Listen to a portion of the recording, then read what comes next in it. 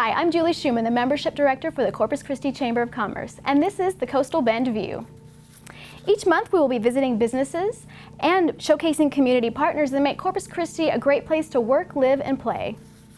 Today we're going to be speaking with Tim and Peggy Houston from Seg City, Corpus Christi, Katrina Wilson, the Executive Director from United Way, and Clayton Allen, the Operations Manager for Convergent Broadcasting. Thanks for watching. Hi there. I'm sitting here with Tim and Peggy Houston from Seg City, Corpus Christi. Thank you so much for joining us today. How are you doing? Good, thank you. Great, great. For our viewers, can you explain what a Segway is?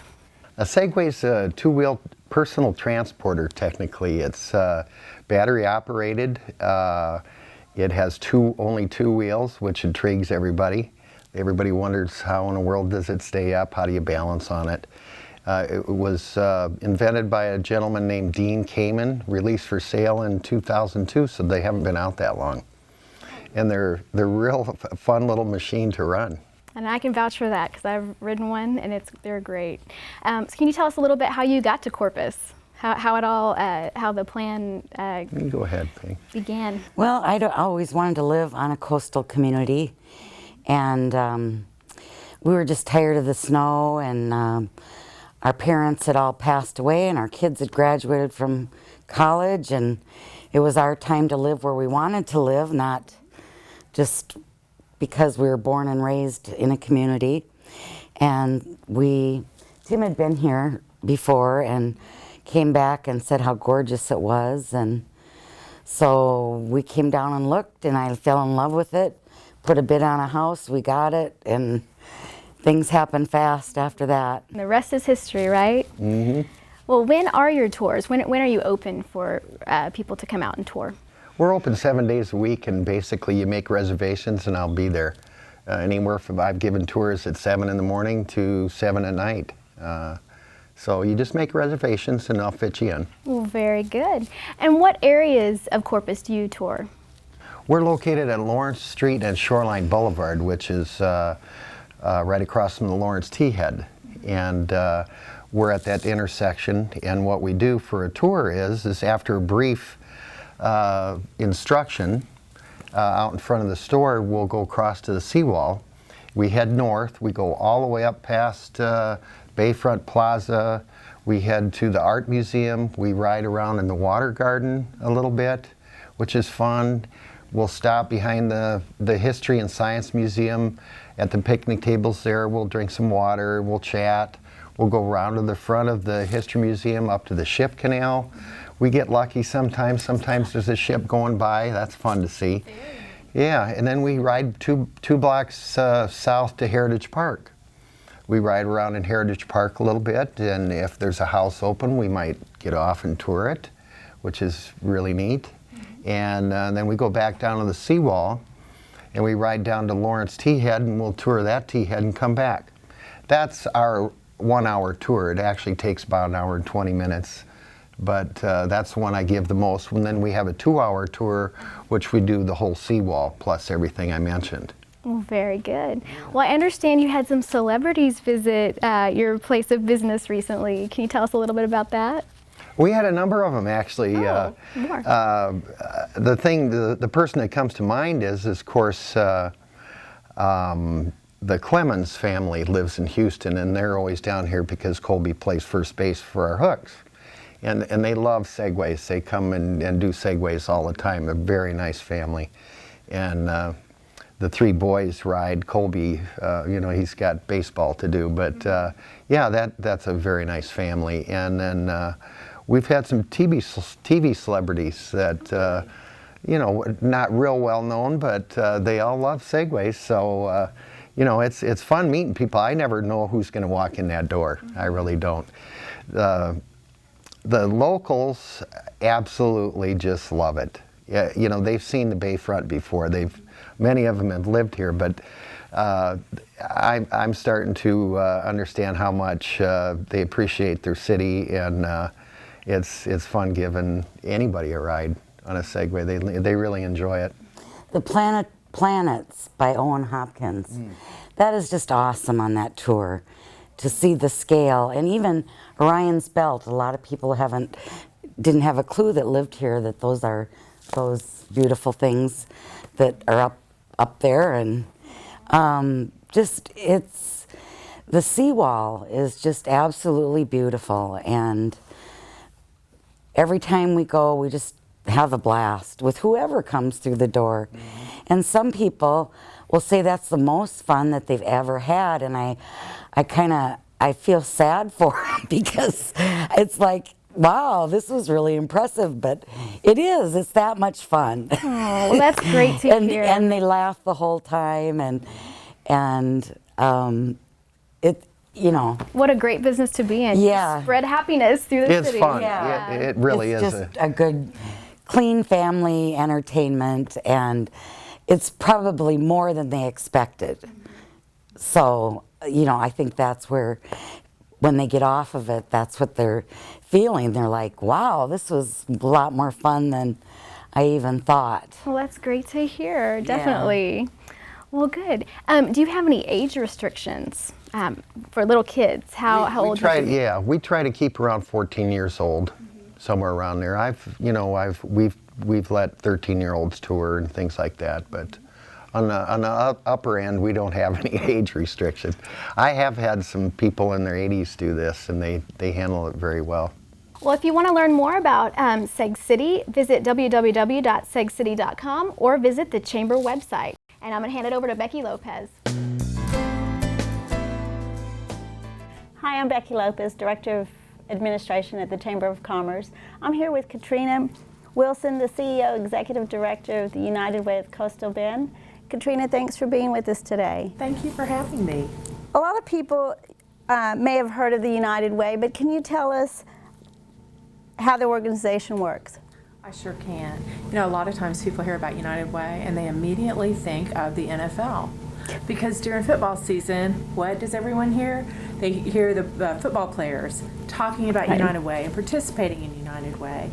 And yes, we are associated with that, but there are actually 1,281 United Ways across the United States, and each one is locally owned and operated. So United Way of the Coastal Bend actually belongs to the Coastal Bend, and we're governed locally by a board of directors.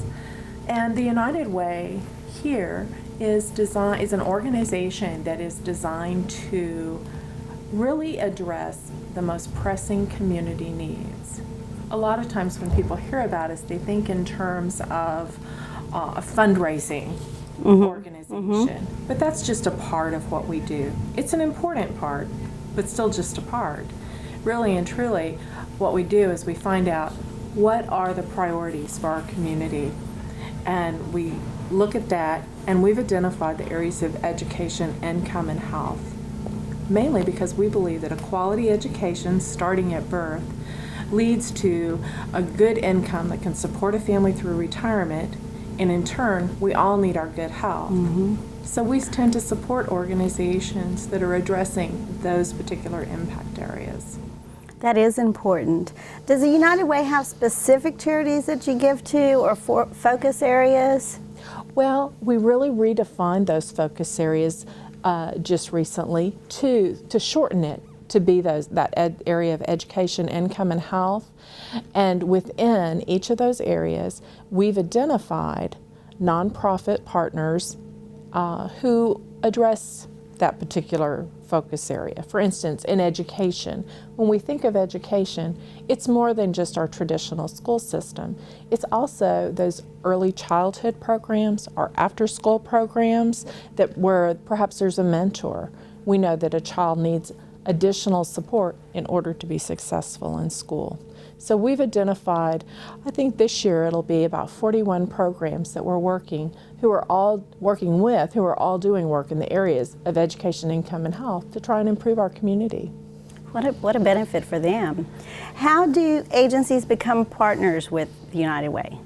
Typically, it's an invitation to apply. Folks hear about someone being a United Way agency, and there's a lot more to it than just that invitation. Once an organization is invited to apply, they complete a request for a grant. They have to let us know in that request what they're actually going to do with the money And what types of outcomes are they going to achieve? We need to know that it's not just about helping someone get through today. What are they going to do that's going to help create a positive change permanently in that person's life? So we're looking for those positive outcomes.